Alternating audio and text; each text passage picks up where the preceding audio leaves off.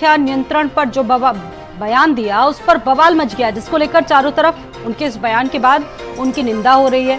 नीतीश कुमार ने जनसंख्या नियंत्रण वाले बयान पर मचे हंगामे को लेकर रिएक्ट किया। उन्होंने कहा कि हमने महिलाओं के विकास के लिए काम किया, महिला सशक्तिकरण पर हमारा फोकस है। अगर मैंने कुछ गलत कहा, किसी को बात मेरी सही नहीं लगी तो मैं इसके लिए माफी मांगू। जब शादी होगा लड़का लड़की में तो जो पुरुष है वो तो रोज रात में जो सदिया होता है उसके साथ करता है ना, तो उसी में और पैदा हो जाता है। और लड़की पढ़ लेती है तो हमको मालूम था कि वो करेगा, ठीक है, लेकिन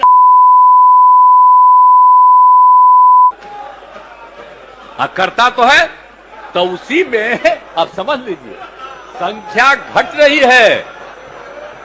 अब आप जान लीजिए कि जो संख्या थी पहले, आप पत्रकार लोग भी ठीक से समझिए, गांव के उत्थान के लिए और उसके लिए ही प्रजनन दर घटता है।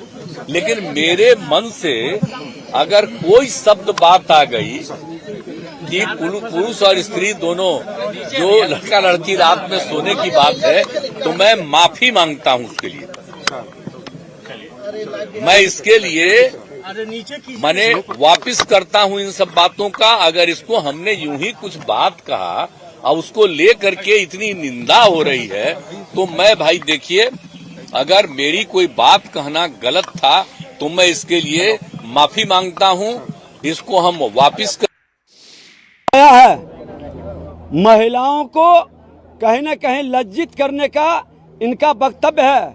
ये मां जानकी की शक्ति की भूमि है और हमारी मां बहनों को इस तरह से सदन के अंदर शर्मसार करना जो पूरा देश देखा है।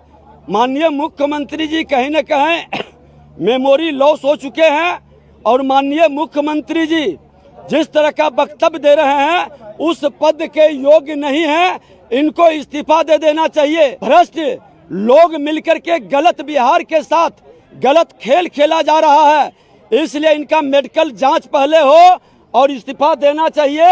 ये सदन में अब बैठने योग्य नहीं रहे हैं। देखिए, तो बहुत ही मूर्खतापूर्ण बयान है।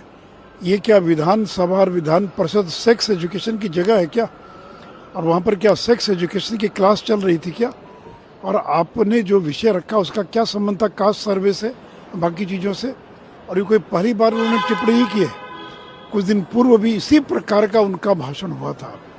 तो मुझे लगता है कि अब ये मुख्यमंत्री के पद पर बने रहने लायक नहीं है। अब मुख्यमंत्री को इस्तीफा दे देना चाहिए और किसी अति पिछड़े को मुख्यमंत्री घोषित कर और उनको कोई और काम करना चाहिए। लखीमपुर से अगली खबर है। 2 बच्चों के अपहरण करने का मामले में मुख्य अपहरणकर्ता की तलाश अभी भी चल रही है।